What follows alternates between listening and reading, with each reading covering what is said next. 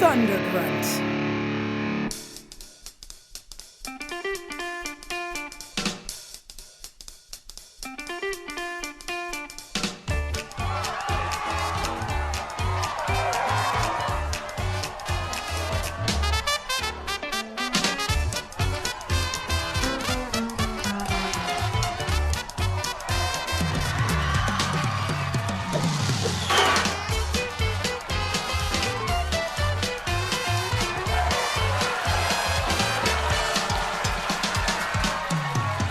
Hey guys, what's up?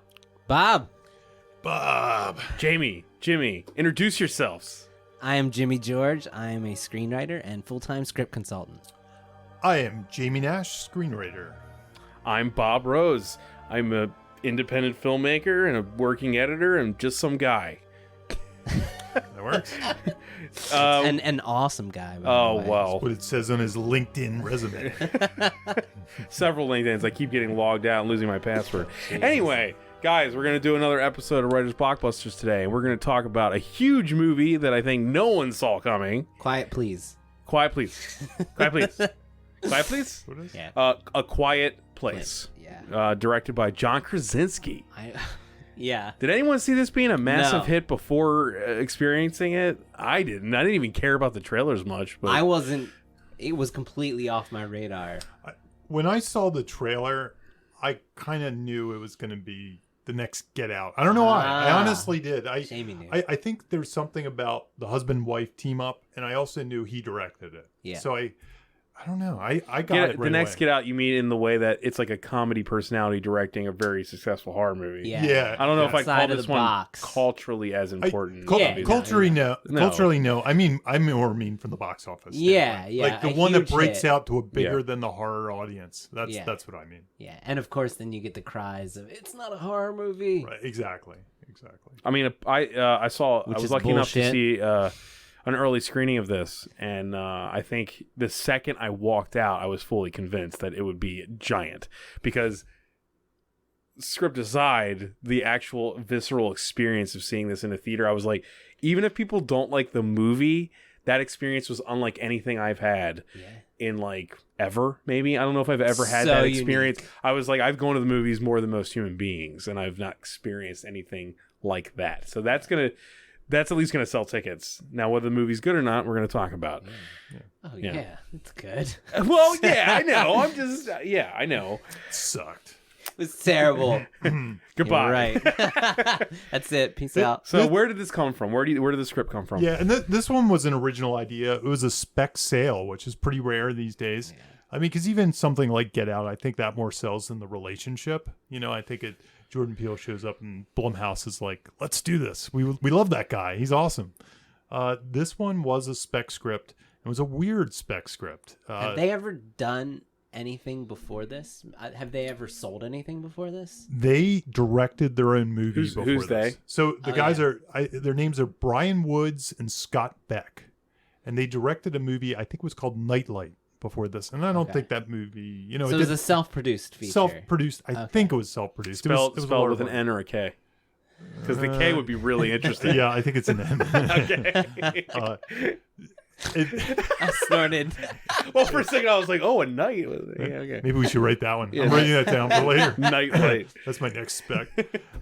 Yeah, so these two guys they self-directed, they self-produced a movie, and then they went out and started to write some specs. This was one that they wrote to direct themselves, Okay. which I think you see a lot of in the horror market. Mm-hmm. You know, write something that you could shop around, but if all things failed, then you find a way to make it for $50,000, which is, I think, a quote I saw. They said they wanted to make this movie for $50,000. I could totally see that. Yeah. Yeah, a different version of it. Yeah. Their spec. It still could have was worked probably- though, even on a lower budget. Oh yeah. Well, Yeah. I didn't read the script. Jamie, you read the script?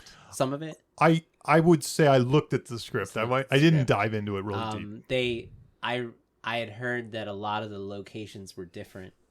It wasn't as much of a bottle story. Okay. Um, that I don't recall. and that the farm was brought in in Huh. this. In That's the later interesting because drafts. they're Iowa guys. Yeah, I would have thought yeah. the farm. But I would might have be been wrong. too. I might be wrong, but I could have. Well, where was it then? If it wasn't a farm movie, The isolation aspect, from what I heard, wasn't the same as it is in this Okay. version. was it more of like a road movie? Like they were moving know. and then they got to a farm? or... I'm not informed The- about it. The Okay. script is online if anybody wants to Yeah. look at it. And it's really an interesting script to look at. Like some of you screenwriting rules Nazis are going to freak out because number one, it's only 67 pages. Yeah. It's 67 pages. And they argue it's because there's no dialogue. It must be 67 pages. But on top of it being 67 pages, there's probably a dozen or more photograph or images in the Yeah. screenplay. There's like a Monopoly board and Are you serious? yeah, Yes. yeah. And then there's like, and honestly, they didn't do much for me when I was looking at it. I was like, I'm not sure that these were all that necessary, but yeah. it's fine. What's photos? Yeah, So it's really gimmicky. it was gimmick very upon gimmicky. gimmick. And then on top of that, they did the old, and I've done this. I mean, I'm no stranger to gimmicks in my spec screenplays, but they did these things where they put one word on one page to try to like make it stand out, you know. And I think they did it with sounds. Yeah, I So- flipped through and saw that. But to me, when I read it, I was like, "Oh, this must have been 40 pages." And then they stretched it out as far as they With could, and they got it to photos. 67 with photos and Wow. one worders. wow. And that was the script that sold. That was so what sold. I Yeah. think that's informative to screenwriters. Don't stress too much about the format. I'm not Yeah. necessarily saying put pictures in it or anything like that, but if it's 67 page spec script with pictures of Monopoly boards in it can sell, it's really all about the story. And it's pretty inspirational, I think, that a movie like this, a spec script that sold for two guys who never really sold anything before and self-produced, and now it's like one of the big hits, and they're making a sequel, and those guys will probably have a career for a long time. Yeah, and it sounds like what it did was they got a lot of rejects at first, like most people do, and they sent it to Michael Bay's company, Platinum Dunes. Platinum Dunes read it, and within a week got back and said, "We like this. We want to take it into wherever they take." I'm trying to think, where's Platinum Dunes go to? I can't remember. I should know that. So anyway, Platinum Dunes took it into the studio. The studio bought it, Wow. and then that was so they were professional screenwriters at that Man, point. Wow. That's then- awesome. Can you imagine? And then I think a Well, couple Jamie weeks can. later, why can I never pronounce his name? John Krasinski. Krasinski. Yeah, I always want to add a syllable to his name. That is one name. If I was in the business, I would have changed early on because I've heard everything pronounced for him. When you read it, it reads fine. Krasinski. Yeah, Krasinski. yeah. I noticed Krasinski. it's not Emily Krasinski. That's right. Blunt Krasinski. He should have taken her name, John Blunt. That would be awesome. It's like John Blunt. it's like a Sylvester I mean, Stallone character. he's from the known 80s. enough that his name's probably not going to hurt Yeah. anything. I don't think it's a problem. Yeah. Yeah. But so he read it a couple weeks after that, and he loved it. And he came in, and I think he surprised everybody by saying he wanted to direct it. But he had the power of bringing his wife with him too, which I'm sure packed a powerful punch. The two of them Right. in a horror movie Yeah. is pretty huge. Kind of a And romantic he- idea. type of So thing. he Yeah. added I don't know if how much you heard about what he added, but I heard an interview with him specifically. So number one, there wasn't a deaf kid in the family. Which to me, that informs everything about their survival, about how That's huge. I mean, Yeah. to me, That's a big change. when you meet them and you learn that they already know how to communicate in silence just by the nature Right. of having a deaf It child shows why family. they've survived Yeah, this long. exactly. It says it's such a natural, organic. They are unique because Yeah, Yeah. it makes it fits the concept so well. So not only did he add that, but that then informed the ending, which was the hearing aid as the weapon of how to fight them. Right. Was based on deciding to have a deaf character in the story. So both of those things weren't in the story before he got there, which I think I was really surprised to hear he had that much of an impact. I don't know, I just don't know him as a writer. Shame on me for assuming that, but he hasn't done much. He's only directed and written one movie, yeah, I'm not sure. Men Who Stare at Goats, I think. I don't know. Oh, did he do that? That's him. Oh, wow. I don't think he's done much else. Unless- And then what else was it? And then his decision was, and this is my favorite decision of all of them, that opening scene, which is fantastic opening Absolutely sequence. fantastic. Yeah. that was told later in a flashback. Instead of just opening Instead the of movie. opening the scene with setting the tone, you know, and that opening scene informs everything about these characters when we meet them later. Can you imagine not knowing that? I can't even imagine it. Yeah, it's one of those things, those decisions filmmakers make. It's like, is it better for the audience to catch up to figure out why are they like this, or is it better to show and just get us into their skin right away? And sometimes, you know, we were talking about it earlier about secrets, that sometimes writers put a secret in somebody and the audience doesn't know. But that can kind of backfire. Absolutely. And I think in this case, it would have especially backfired without yeah. dialogue. Cannot be able to talk about it? Yeah. They'd all have to be looking sad. And, you know, it would be like, I mean, Why are honestly, they so it would have sad? been boring up until the flashback. Until you found out why. You'd be We don't need secrets we don't need the secret in this movie. Just let us know what's going on, and we're with them. So we're with their terror the whole time. We're going to talk a lot about what makes horror work in this podcast, but for me, the thing that opening sequence did, this is a thing I learned early on. I've written a lot of horror movies, and I always try to do. But what I want to do is I want the audience to think they're in the hands of a madman, and that madman is me, the writer. Yep. And I think that's what that opening sequence did. If you kill a kid in the first few minutes, anything can happen. All bets are off. All bets are off. Yeah. It's kind of like Texas Chainsaw Massacre when I was a kid and I saw it and they killed the guy in the wheelchair. Yeah. I was like, it is. I was like, holy crap, this Toby Hooper guy's not playing around. Yeah. Right. And that's what this movie did for that's what the opening sequence did. It for raises me. the stakes immediately. Immediately. Yeah. Anybody could die and it would be less than that in some ways. You know? So almost. But it's a deft hand that has to do it so you don't blow your load. Yeah. It's true. You can't be the biggest part of the that's movie true. Yeah. while also making have it all the stakes. Right? Yeah, no, you're so right. Yeah.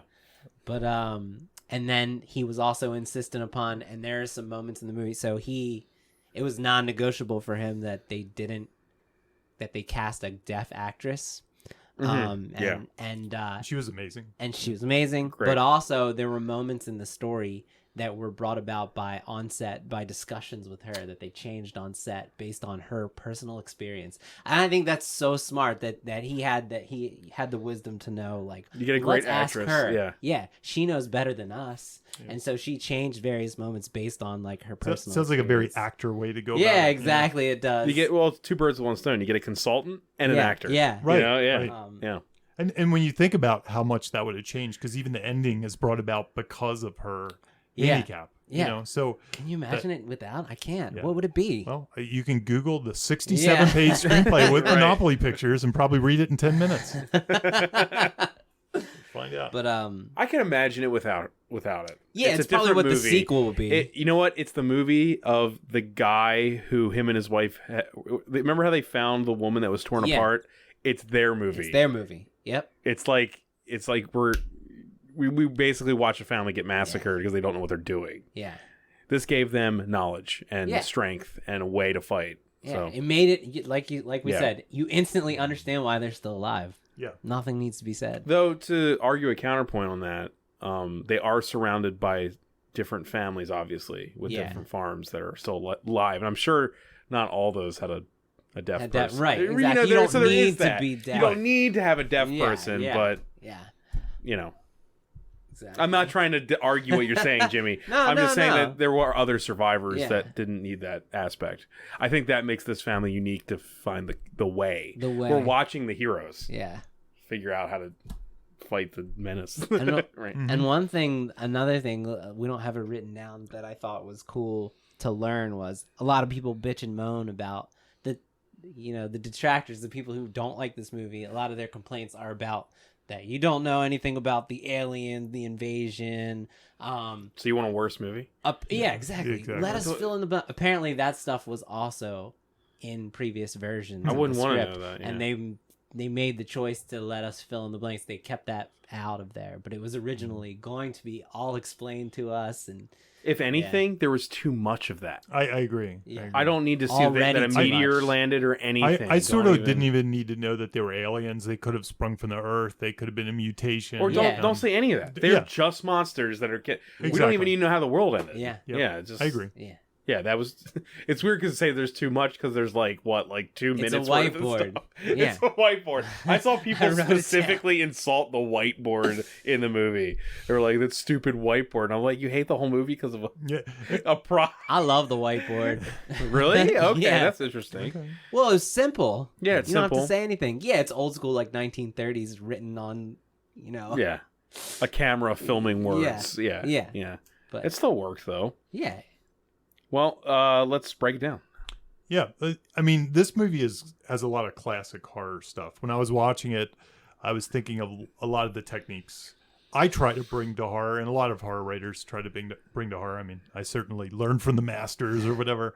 And the one master I go back to, like when I was a little kid, I read Dance Macabre, Stephen King's book on horror. So I pulled this quote. I think it's from that book. He said, "I recognize terror as the finest emotion." I'll do his voice. No. nice. And, I don't know what his voice is like, really. And so I will try to terrorize the reader. But if I find that I cannot terrify, I will try to horrify. And if I find that I cannot horrify, I'll go for the gross out. I'm not proud. That was his famous quote. And the reason I bring up that quote is I always break my horror. Horror is all about tension. Yeah. There's different levels of tension. I actually use different words than Stephen I'd argue King uses. filmmaking is about tension, but that's me. Absolutely. Yeah. No, I always Obviously. say versions. I always say yeah. every Yeah. movie is a horror movie in some ways. I mean, every movie. I think is about Spielberg tension. understands that better than I- most. yeah. Yeah. He puts horror in non-horror movies. Anyway, go ahead. Yeah, Sam. no, I agree. I totally agree. I always say that exact thing. So I view really 3 different levels of kind of tension thing, really 4, but I'll get to it. On the first level, there's dread. Okay, so dread is usually this uneasy feeling, the feeling something bad's going to happen, but we don't know exactly what's going to happen. Terror is kind of like when the monster shows up, like boom, there's the monster. I'm scared. I'm going to run. Okay, It's a shock more. it's the shock, and then there's the gross out. I mean, we all know what that is, right? We love that. It's like the aftermath of the monster. Jimmy and I, that's our favorite. Yeah. We go for the gross out. We're not proud, like Stephen Like King. for just so we give people listening in Jaws, what is each one of those? Yeah. So I don't know that Jaws has as much of the dread. So that's what I was going to say. Okay, a better example. Yeah, if you have but dread is usually just, it's almost like how Get Out. If we did the one. Get Something's Out Racism. wrong. And, something's wrong. We don't know exactly what it is. The we feel monster it. off screen. Yeah. How about Poltergeist? It's kissing cousin though. It's kissing cousin of dread is suspense, which I'll get. Okay. Okay. So I'll jump to that in a second. But then terror would be when the shark shows up. Suspense would be dun it, dun it, dun it. You know, we know what's coming, and we know exactly what's coming, and it's going to come get us. Quint getting eaten is you know, somebody getting Yeah, eaten is certain. So I actually think that extra one, the kissing cousin of dread, is suspense. And usually the way I differentiate it is in dread, we don't know what's coming. In suspense, we know exactly what's coming and we're waiting for it. Yeah. So that's why So the fin is suspense. the fin is suspense. Okay, yeah. So, and I think it even comes, I've heard it argued that it comes from a term like there's something suspended over our heads. Oh, And that that's- makes that's sense. how I we can think look it- at we can see it. never We can heard see it. that. Dude, And it that might is an drop. amazing Makes sense. description. Yeah. That's Yeah. awesome. I don't know where I read that. Somewhere on the internet. Something That's suspended great. over. Yeah. Like the piano that's being lifted Right. in the building. Right. So, you know, No, that's an amazing differentiation between the two, Jamie. I'm just like, Yeah. I have nothing to add. I just There you want go. to say We'll just- that is so helpful. we'll just end it here. Yeah, The lesson like learned. goodbye and thank you. No. Okay. So suspense and dread. I think this movie was a suspense movie more than a dread movie. Yeah. And suspense, you know, Hitchcock, the master of suspense and stuff like that. but for the yeah. characters, they knew what's coming. We don't know. Well, I'll give you The dread for the audience. I'll give you some of the examples like that I'm talking about with suspense, and I'm sure there was some dread here as well because like we, especially in the beginning, we weren't sure about the monster. The beginning of the movie, we know something bad lurks out there, but we don't know what it is. Why and can't we're they eat kind of potato learning. chips? Yeah, exactly. So that's more like dread. Right. But the examples I'm talking about are like she's pregnant. We know what's going to happen Right. when she gives birth to that baby. The nail and the steps. nail. Well, they give a close up, and everybody in the audience is like, we know what's going to happen with We've that seen nail. Home Alone. We Yeah, know. the Home Alone nail. This- They have there's a lantern scene. Yeah, So, exactly. Yeah, exactly. When they start playing Monopoly, Yeah. and you see the lantern, and you know, oh, Yeah, shit, exactly. what's gonna happen with this lantern? And it's like a 2-minute scene, and nothing happens, and then bam. Yeah. Yeah, And exactly. I think this movie is all about the suspense. It's like mostly suspense. There's some terror. There's some monsters jumping out. But I think suspense, in my opinion, is the most cinematic of these. Dread is almost better in a book sometimes, Yeah. and it's really hard to do dread in a movie. But when you do it, it's awesome. And that's If you can almost pull it like off. the filmmaker's aspect. It is. I was gonna say it's more a tone, it's Tone, atmosphere. Yeah. I'm trying to think of a great Dredd movie. Oh god. Judge That doesn't. Dredd. Yeah, I was gonna say Judge Dredd.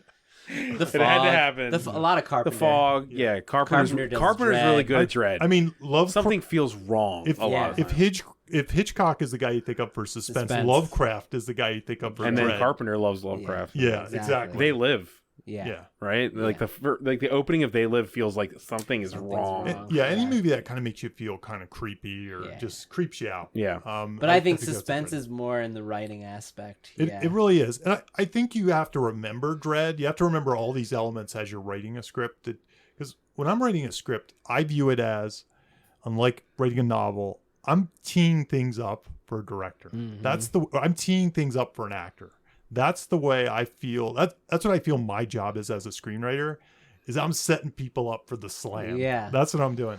So I need to set up things in my screenplay so that awesome Dread director Yeah. can come by and actually then slam it. Work their magic It can work their based on our expectations. Yes. So I think that's why this movie is so effective, because I think it really went into that old-fashioned suspense. That's the very stuff like old-fashioned. M. Night. Yeah. He made a living off of. I there mean, for this a is few very years. much like very Signs. much, very much one of his Yeah. movies. It's Spielberg made a almost an living off- improved Signs in It a is, way. yeah. Isn't It is. Like yeah. I love Signs. I I'm have a no big problem with Signs, yeah. fan. And there's Me a couple too. moments in Signs that just blow me away, like when the birthday party. Yeah. scene and Oh stuff yeah. Like that. Ah! So Terrifying moment in a movie. Yeah. Yeah. but this one's a more closed system than it kind of It it's feels clean. very isolated and single location. But I think that's why it's so effective. I think it just does all these elements so well. It balances them, and especially the suspense aspect. Yeah, I mean, I have nothing to add on that. God, side yeah, of things. Jamie, I mean- just crushed it. Yeah. Good book report, sir. Yeah, There you there go. That was really it's like good, he man. writes movies for a That's, living. yeah, it's almost like you have experience. Yeah, suspense is almost like it's kind of like the Chekhov's gun of horror. Yeah. You know what I mean? Yeah. Where the Chekhov's gun is usually you set something up and then it pays off later and you're kind of satisfied.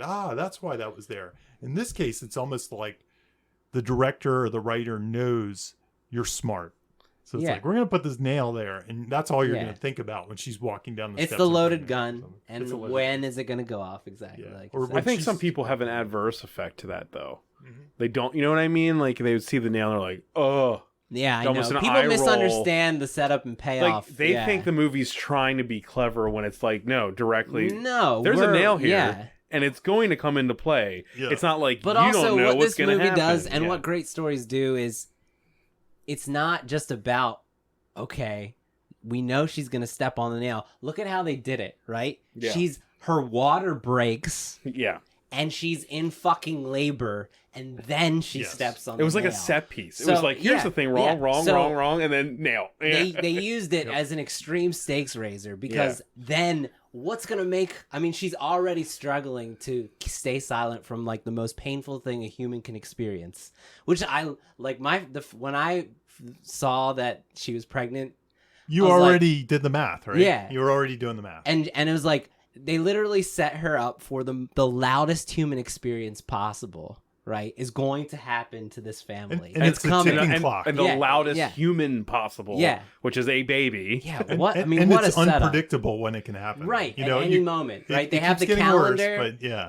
and that's almost dread right there. Also, It is. Yeah. I thought the baby added this gallows humor aspect to it, Yeah. where it was like, not only are they in this pressure cooker of a life, but let's get the kids together and let's all build the baby coffin Yeah, in like the mausoleum room for the. You know what I mean? Like, No, I it's know, you're really right. dark if Dark you as think shit. about it. Let's build Oh a my God. baby coffin. Oh my gosh. Yeah. Yeah, it's really dark. Yeah. Yeah, and it brings up this like plethora of questions of why would they do this?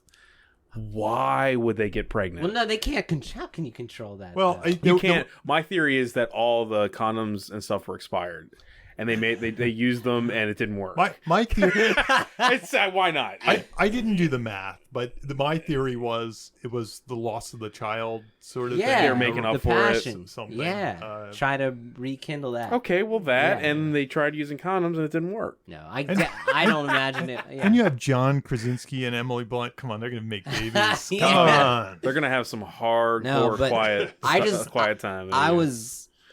That was one of my favorite moments in the movie because, like you said, you've got a portion of the audience who's groaning because they have a misunderstanding of how setup and payoff works. And Yeah. and then they pay it off in such an unexpected stakes raising manner. It was just like so well done. Yeah. Yeah, I guess her pregnant stomach is kind of the ultimate setup. Yeah. No, when Yeah. I saw it, I groaned in almost a different way. I was like, "Oh no!" Exactly. You know, that My was- foot started hurting Yeah, it was when like, I was oh, watching. no. Yeah, exactly. Ah. It's coming. I don't want to watch This it. is bad. This is gonna be so bad. Why would Yeah. they do this? It's all, well, once again too. It goes with the humor aspect of this movie, which is not. It's so understated. It doesn't matter. But when I actually kind of giggled when the nail got set up because. Yeah, no, it was like it's a false what emotional makes- reaction. Well, what makes a human being scream more than stepping on a nail? Right. Like it's like a cartoon. Yeah. It's like, but it didn't do Yeah. it in a funny way, No. which sold me on Oh, it. That- yeah. I've seen a gazillion horror movies. You know, I've seen every method of injury or whatever in a horror movie. I kind of looked away with the nail thing. Yeah, and, me too. And there's I think they used the Home Alone knowledge in the. well, Because when we think of that, what do you think of? You think of Daniel Stern screaming his lungs out, Yeah. right? I mean, Yeah. that's what you think about. well, there's this thing about when you have those kind of scenes, and I don't know, we may have talked about this before. Like a decapitation, we can't empathize with that. No. But if you put somebody's fingers in a window and slam the window, we Yeah. go, "Ow, that hurts!" Yeah. Right. And if you It's very put somebody tangible. slowly stepping on a nail and then Just you slowly saying pulling it makes it me out. like, Yeah. oh Yeah. god, yeah. It's so primal. That's where the money is. Yeah. that really is Yeah. the In a place. situation where you can't scream for your life, your baby's life, and your children's life, you can't scream while stepping on a nail, and you're feeling it. You know what I mean? Yeah. Like even with the audience, everything's like this pressure cooker. Of Yeah. Well, I felt this Couldn't be worse. strange sense of empathy that I wanted to scream for her. For her, like yeah. I wanted to go, Oh, ah, God. and she couldn't do it, so I was trying which Yeah. which goes with the brilliance of the experience, to. Yeah. Yeah. right? I mean, you want to scream with them, Oh, and I know. you can't in the theater because everyone's so. Right. I wonder if in writing that they actually considered all the actual visceral reaction They to it. had to. They had to, Yeah, right? it had to be deliberate. Yeah, so well, this disservice- is a good transition. The delivery on the promise of this premise is so well done. Mhm. All the you just make a so what I like to do when I'm writing is once we come up with the premise, I make a list of every single possible thing you could do to deliver on the promise of that premise, whether it's a set piece, whether it's a character, whether it's a piece of dialogue. And a lot of movies, they have these great premises, and then you watch it, and you're coming to see these trailer moments, right? These big deliveries, and they don't do it. With this one, It's a common newbie screenwriting mistake where you come up with a great premise and then you either punt it at the midpoint and you have to constantly, because look, what is this movie? This movie is a movie we've seen a gazillion times before. Yeah. Aliens take over the world. Somebody's in a house. They're trying to survive. We've seen that. How many times have we seen that recently? We've seen television shows. Yeah. We've seen movies. We've seen books. So they add this quiet place premise to it, this Yeah. little twist on the old cliche. And a lesser screenplay or lesser execution wouldn't have milked it for all, Oh, they God, wouldn't have they milked squeezed it. all the juice out of that thing Yeah. as they could. But this one you could almost see, like you said, if they wrote down The list. Okay, what's the worst thing? Pregnancy. What's the worst thing? Wham. Screaming. What's Right. what are these Yeah. worst things? What are other things that have to do with sound? being deaf, sign language. They used So it all. You gotta Also, you gotta the milk it survival aspect. I feel like they must have wrote down a list on that. Oh, yeah. Like, how do you walk in the woods? Right, the sand path. Yeah, how would you alert people? Lights. Lights. You know, you would need distractions, fireworks, fire, Right. Yeah. noise. Yeah, like they Yeah. thought it out. It It was wasn't. so well and constructed. that's really the key to think about when you write your spec scripts. That is really what the you're- stuff. Yeah, and that's why I bring it up, because I read scripts all day that don't do that. Absolutely. As a script consultant, I read scripts all day that have the premise. It's a cool idea, right? And then they didn't take the time to write out how they could, explore that great premise. Can I throw out an example here? Sure. I feel like it's taken 4 or 5 Purge movies to get a delivery on a premise. Is that right? I mean, I feel like they didn't do what you said when they wrote the first Purge Gotcha. movie. I feel like that was just like they I had haven't another seen idea. 'em. Yeah. So, okay, I didn't know that. It's yeah. okay. No, after the You know what I'm 30-minute talking about, mark, it just devolves into a home invasion movie. It's a home It invasion could be movie. any other home But invasion I movie. want the premise. I Right. came for the premise. The premise of the Right. Purge is awesome. And that's why we Yeah. go to movies. Right. Right? And Yeah. we go to see the premise delivery. Yeah, right? I always say that. The 4th movie delivered on it, by the way. Yeah, I always say that It did. I haven't if seen you it. can just ask yourself, what's the version of this thing that only exists in my movie? Yeah. That's what you want to constantly be asking yourself when you're crafting these things, and you want to dig into that. And that's true not only of a movie as high concept as kind of this one is, but also just what's your twist on the romantic comedy? or Exactly. whatever. It doesn't It's all matter those what the things. genre is. It's based on the premise. Yeah. And you just have to constantly be applying that filter and asking yourself and saying, am I squeezing this juice? Yeah. I Are there get all things that I juice out of there. haven't done? Because, like you said, after the 30-minute mark, so what I'll see a lot is there were 2 or 3 ideas that kind of gave birth to this premise, and then they didn't take the time to just, like you said, squeeze it out, and so Right. it loses. Like if this movie had a car chase, you'd ask yourself, well, what's the car chase version in of this movie? and we I might mean, see that in the Yeah. sequels. Yeah. Yeah. And you just and then you'd have to really dig deep to figure out what that is. And you I know? see, and they've said very enthusiastically, the writers of this, because they're going to be involved in the sequels, like, we have so many ideas, and I can imagine that Right. those ideas came from just this list building at the beginning When they of the first process. started writing. They've got all these different premise delivery that they didn't use that they have for other movies. Yeah. Which is the only thing that I could possibly be excited about a sequel is them obviously having some sort of cool ideas, because Oh yeah. otherwise I'm not really excited for that. Yeah, at all. it It seems like it was done. The story was over. I so. can see them getting more creative about the moments, but the we've actual seen character it. Yeah. stuff is over. Yeah, we've seen it. Yeah. Her cocking that gun to me is Neo flying at the end of the screen Yeah, in man. Matrix. That's Like all you need. anything you go past here, I don't care anymore. Yeah, it's plenty. Yeah, it's enough. Yeah. but they'll make another because they can make money. Yes. It's It's a horror movie a franchise. horror movie. People will come. Then eventually there'll be a straight to streaming one. But do you Number think 5. Quiet places, a quiet country or something. They just keep getting I bigger. think a lot of people aren't. I think one of the best things about this movie, though, is the subtle character work. Like, it's very simple, but it's very relatable. Like, this family feels like any family, even though they have a deaf kid as one of the main members of the family. I feel like you could meet this family next door, and I think that's why it's so relatable. And their problems are so, amidst not being able, it's a family. We're experiencing, like, how does a family not make sound, right? Right. But also it's basic stuff like it's a child looking for acceptance from their dad.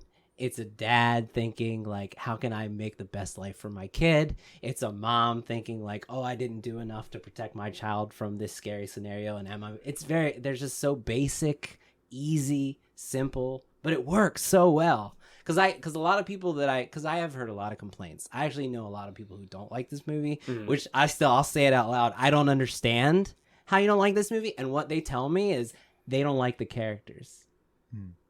How? How do you hate How characters? do you not? They're so relate simple to in these in a characters? good way. They're. I don't understand how you can not like these characters. But Yeah, I'd probably go as far to say as those people don't. They're just trying to complain. I think a lot of them aren't parents. I'm not a parent, but No. yeah. the only thing I can think of, I'm trying to speak for them. It's it's hard to do the characters without dialogue. It is. So they need a voice. And I can't say that they did a amazing job with characters without dialogue. I'd say they did a serviceable job. Yeah. Without Well, dialogue. I think simple, though. considering the circumstances, I think these characters are about as fleshed out for a 90-minute movie with this premise. That's what I mean. Yeah. I don't I agree. Would you added a bunch of dialogue of them whispering to each other? So you know what I mean? Every Like, single one of them has a setup and a payoff. It's like yeah. the girl blames herself for her brother's death, and then she has to face the grave, and it's so simple. Just to play devil's advocate, I love it. Do it. I'll give you the one spot that didn't necessarily track for me. Okay. And it was the girl needing her father to say "I love you" track.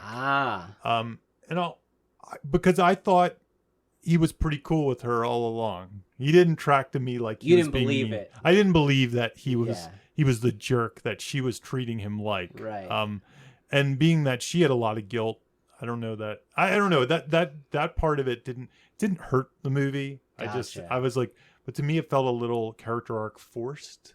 You we said need it a was character checking arc. a box. It was checking a box. I think it was checking a box. I Because it don't wasn't really a disagree, story but to it. that doesn't. I don't know if that plays devil's advocate to the people he's talking I about. don't like the character. Because to me, that doesn't take that. It's almost adding to the characters. Yeah, a little bit forced. I but haven't it is had enough adding to discussion them. about it, but Yeah. I think You what know? it is probably maybe It's a small they detail. don't like the decisions at the beginning where they maybe blame them for the death of the kid Oh, and say oh, like I don't like maybe. this dad because she should have picked her up, and then Emily Blunt's character. But that kind of argument never makes any sense because No. I coulda, woulda, shouldas. You know what I mean? Like Yeah. you can stand here all day and say what I would have done. You don't know. Yeah. The arguments I've heard for this, not to devolve in, because really I don't have any. Yeah. But the arguments I've heard are more about logic kind of stuff. Okay. Like, yeah. Hey, a bed mattress can cover up all their Yeah. whispers. Why didn't they build a house of bed mattresses? And things like that, or couldn't they have built their house by a babbling brook if that covers Yeah. the sound? And there are a lot. Why don't they have radios everywhere? Why don't they have air horns? And I've got a that? criticism. Yeah. I guess this would be a script criticism, but no one in this movie, even down to the massive death scene of John Krasinski, understands the concept of throwing things. No one. Throwing. It was the Yeah. only thing that bothered me. No one understood that if you took a rock and you throw it 30 feet that way, it will only make a noise when it's 30 feet away. Yeah. Like, you know what I mean? That's a good no point. one even tried to do that. That's a good point. Annoyed that the only thing about this movie that annoyed me was that. And I was I- like, pick something up Yeah. and throw it. I didn't mean to bring this up as a negative. I was more trying I to transition into saying that in this movie, simple worked. You're right.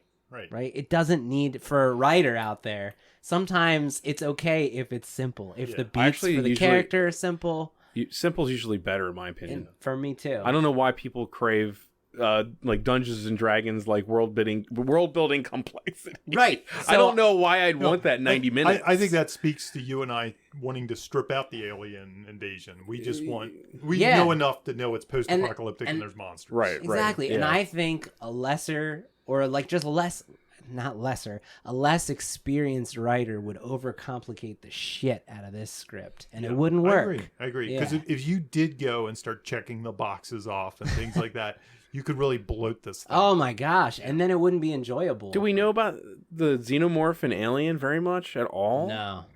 No. If we did, would that make that masterpiece any better? No. Okay. Dan O'Bannon. No, in fact, as they Yes. Fucking love Dan O'Bannon. that, Right. that's the problem with the later movies. Right, Is we they- start learning Yeah. way too much Yeah. about it. But Right. It's not- so scary. I just wanted to make a comment that sometimes simple is better, and in this instance I think its simplicity is its strength. Another key to horror writing is that very fact, the unknown. You don't want to know everything about the monster. You don't want to always see the monster in the light. You want to see it in the dark. Yeah. Keeping a hint of mystery. The more mystery you can add, or just keep it in the shadows, the more we'll use our imaginations Yeah. to be how scary it was. Fill in the blanks. I could see a version of this movie, the $50,000 version that they made, where they really didn't show the monster. It's just like all. flashes. Like Yeah. if you made a noise, bang, you're gone. And it would just be like Jaws, the last scene you would see it, and never in the other scenes. as opposed to it kind of listening in the basement and it's right there. And those scenes were great, but I could see the $50,000 version where you didn't get that. You just heard it or got the shadow, and you were like closing your eyes, and you know it was coming. Those scenes were almost like a byproduct of the wide release. Yeah. You know, I mean, I really, Agreed. I think people would have actually not enjoyed the movie nearly as much if we didn't get to see. Yeah. They were almost a little Jurassic Park or something. Yeah. Yeah, the alien design. You know what? Maybe that goes too with what we're saying is like the actual designs of the alien creatures were so boring to me. I was like, I almost wish I just didn't see them. It's you it's know? hard to create a monster now. It's almost impossible. I can't think of the last cool Attack monster. the Block. Attack the Block. Yeah. Because Attack the Block had monsters you couldn't see. They were just dark spots with teeth. 'Cause I think I think right. I mean, they were. Good point, yeah. every monster I see in movies now seems like it's some DNA with Cloverfield, the first Cloverfield. Yeah. Which I know it's I that. loathe that the design. Yeah. I loathe it. And that, Sorry. that seems to Personal be opinion. what people are using as their model these days. It just seems Just like like everything's bug, born- like armature. The bugs in the basement. And, It looks just like the bugs in my basement. not down. I'm not down with it. Yeah. Same with what was the J.J. Abrams movie? Super 8. Super 8. Super Super 8. 8. Even that alien was like, Yeah. like that. Is this Cloverfield? Yeah. Right. Yeah. I just would rather have not seen. I could just have seen shadows of them and be just as, you know. And that's the thing. It kills some of the suspense when you see the actual monster. Yeah. Once you're there, it kind of lets the air out of the balloon, and you have to build it back up. Build it back up, right. So how as can soon- we as soon top as you see this? it, yeah. Exactly. And I will say, because I fucking love this movie. I just think it's such an impressive, simple idea that they did so much with. But I do feel like it kind of peaked midway, or a little bit more. That fireworks scene. To me, when we got to that fireworks scene, I couldn't believe. I was like, "There's another half hour of this movie. How's it gonna get more intense than this?" And it never did for me, and I'm okay with that. But I just kind of Even with wish the birth and stuff. the birth was all happening. With it. There was that another concurrent? 20 minutes after that. I haven't seen it. It When was the fireworks 3 weeks went in, since I've that's seen when it. she snuck in the shower and Yeah, had her officer. Right, exactly. okay. So it kind of goes down and down and down, and then that last bit where there's the monsters in the basement with them kind of brings it back up. But to me, when they're running through the cornfield and the fireworks are going off and all this shit, it was so intense. I don't remember the last time I was so like on the edge of my seat in the theater. Right. And there's a little bit of I'm a fanboy. there's a little bit of Yeah, I know. Surprisingly, of all things to be a fanboy of. I like when people take something simple and do something awesome with it. There was a little bit of running around too, because like he had to go to her, and then he had to get back to the corn silo, and there was a little bit of that I think that kills some It tension. killed a it. little bit. Yep, it did. I think that's something that it just the back and forth of it all. Took the wind out of it. You really yeah. didn't think when he was standing out there watching the kids in that big moment of sacrifice, they couldn't have grabbed that axe, just thrown it like 20 feet, just to try and not die? I don't know. Man, it's a great payoff, though. It's a great payoff. I'm not saying the payoff wasn't worthy or good. It was just like, dude, you can throw things. I just wanted to throw anything. They're going to figure that out for the sequel. Yeah. That'll be the big sequel thing. We've learned how to throw things. Give me That's one right, of those, Bob, with the throw things note. You could have changed this whole movie with just that But note. I You're think right. it's a viable thing. I think so, too. If I was in this I think world, so, too. I'll be like one of the people on the internet. If I was in this world, I probably would have come up with some type of thing. sound grenade. A sound grenade. Slingshots, man. Or something that when it hits the ground, it like unpops itself and makes a bunch of noise. Yeah. Or, just something Yeah. that I can throw with my arm. Like, your arms are always there. That was the only thing in this movie. No. I'm sorry. I don't want to No. ruin that giant sacrifice he made. Yeah. I hate this movie now. Well, good. I'm glad I done. ruined it for I'll someone. never watch it the same again. I'll be looking in the background. Why aren't that they fucking throwing X? things? Damn it. Yeah. Just pick anything Yeah. up. It was gravel. Okay. But I mean, and there's just so much to like about this movie. It is. About It's- the fact that seriously. it's a spec script. That it's two guys who had never done anything before. That it's John Krasinski. That it's like, Genius comes in simple strokes. yeah. Honestly, and this is a perfect example.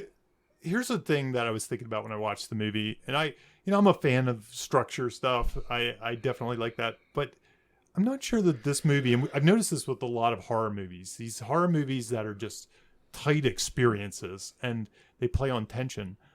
I'm not sure how you break this movie down into its typical inciting incident, act breaks, and stuff like that. And I think there's something to be learned there. I about agree. that. I don't think it follows your stand. I haven't taken the time to try to do that. Yeah, Does I it have did- a I 5-point finale?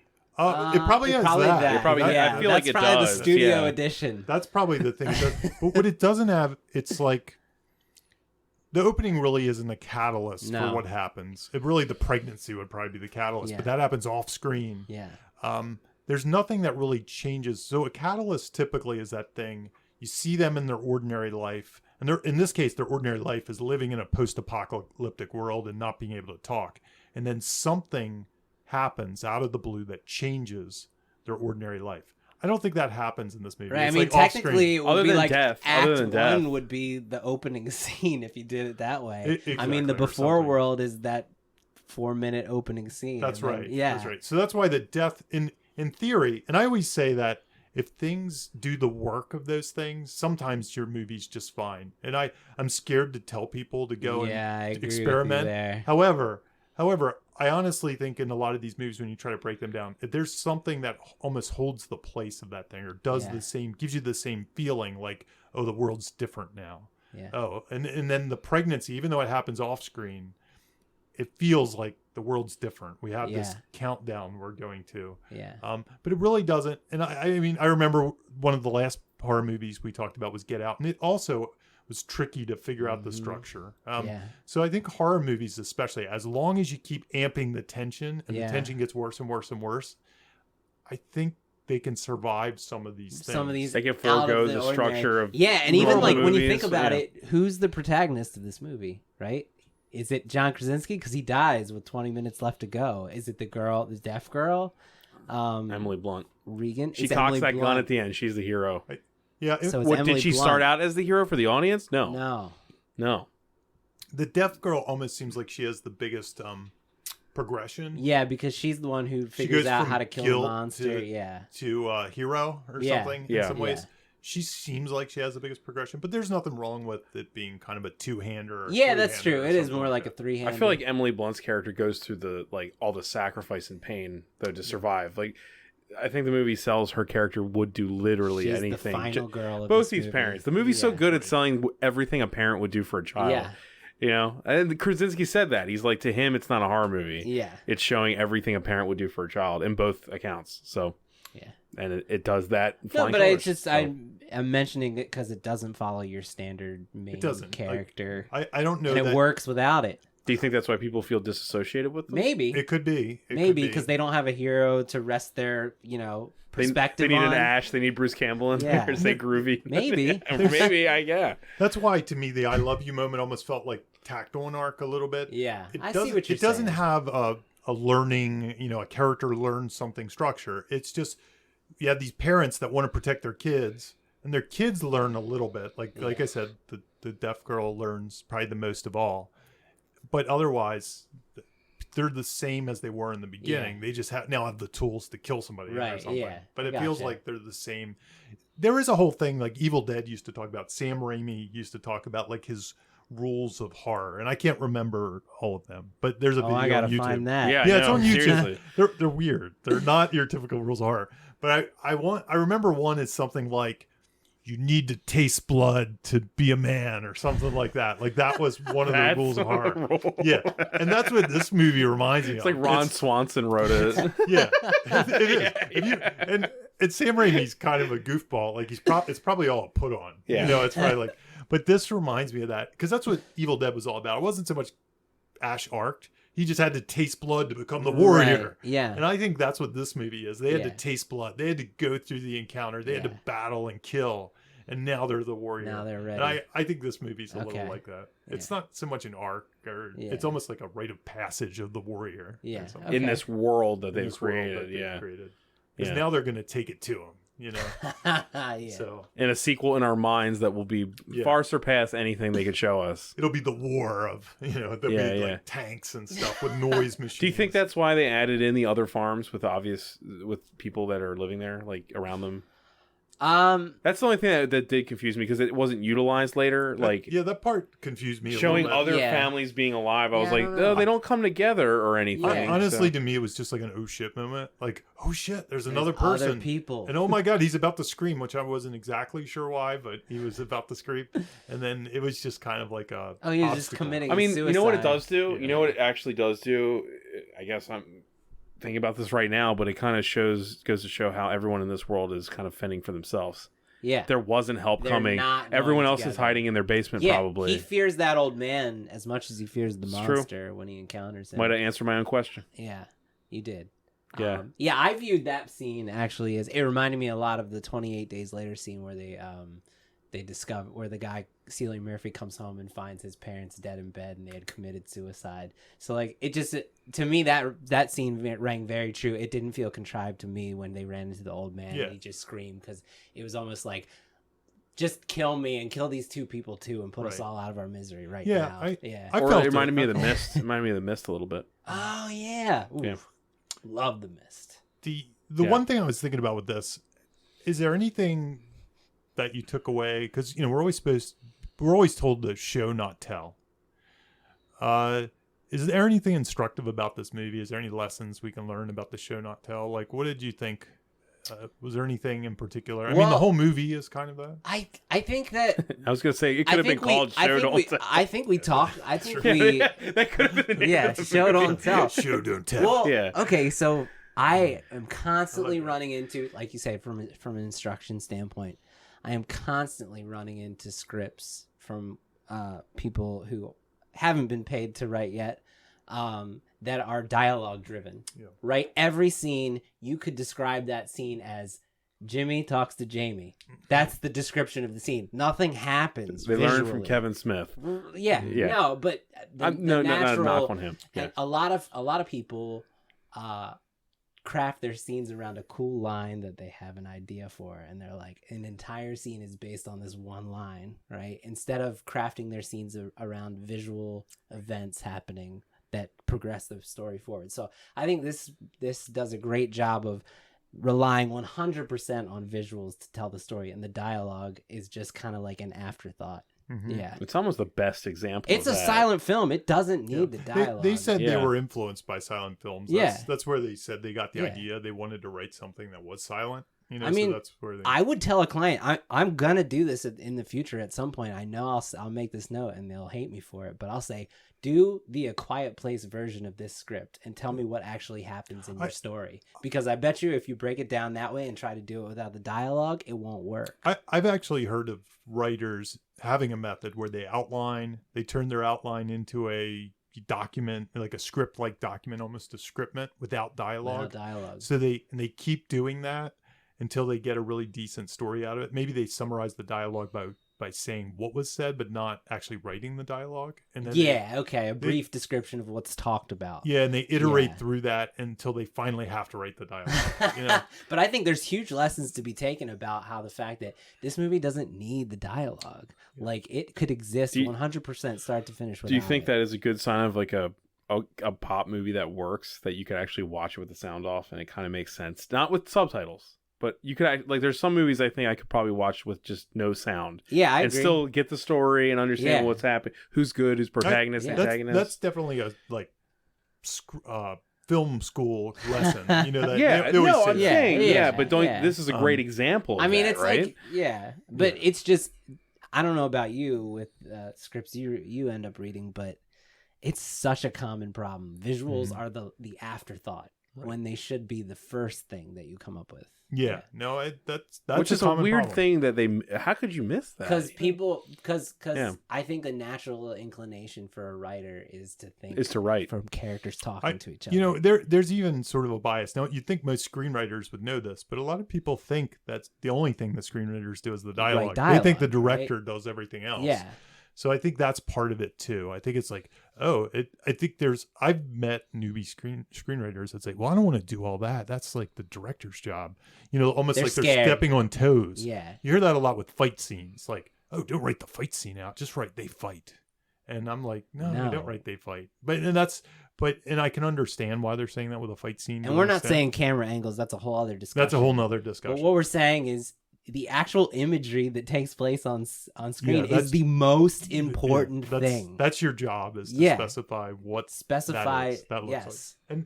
And how it's presented, when it's presented, all that stuff, that's the job of a screenwriter. Writer. Yeah. Even to the point of transitioning. I read script after script, and I'll read a fantastic script, and the transitions are an afterthought. And I'll ask the writer, what's the deal? Like, why haven't you paid any attention to the transitions? And they're like, oh, I thought that was the editor's job. It's like, Right. no, you as a writer can 100% influence the transition based on how you craft it. So yeah, visually, through audio, Through the end of a thought. yeah. Like, something said, it ends, and then Oh my God, there's a you million. feel it. Yeah. There's a million, but They want to preserve their voice with actual voices. Yeah. Right? I mean, that's what it is. That's true. Yeah. No, that's true. Yeah. Exactly. I write dialogue like this. Yeah. See, I'm here. I'm in the script still. Yeah. That's me. But that was to Jamie's question. I think it's a almost masterclass in how to rely on visuals to tell your story. Yeah, Yeah.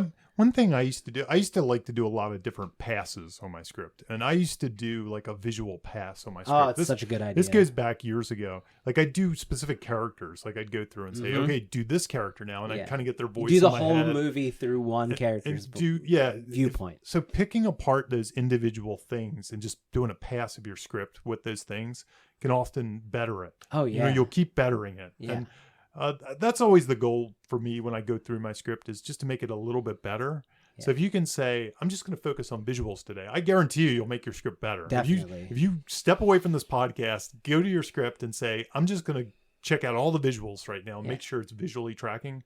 I guarantee. I wonder if there's a setting on these screenwriting software you can take the dialogue. I know Final Draft has something. Oh, do it. Yeah. Gosh. That's really awesome. Interesting. Yeah. I would never have thought to do that. In most of the scripts, it won't work. Yeah. Some of it will work. Not the whole thing, though. They just condensed down to a page. No, that says I can't tell interior, you how many exteriors. scripts I read that when you... Because when you send a script in for coverage, right? What the coverage going to do? I say guy, it could be a girl. They're just going to describe your script scene for scene. And a lot of scripts, it will literally just say, Jimmy talks to Jamie. And because nothing actually happened. And it'll be 5 or 6 scenes in a row. Bob talks to Jimmy. Jimmy talks to Jamie. It's like listening to a podcast. And you're like, no, exactly. Meaning it's not cinematic. Right. So it's just a really important thing to think about. Yeah. Mm-hmm. I've gone on and on about it. No, but you know what? I feel like we all just answered the what did we learn question pretty much right there. So we don't need to start with visuals. Start with visuals. Yeah, that's what do a visual pass. Yeah.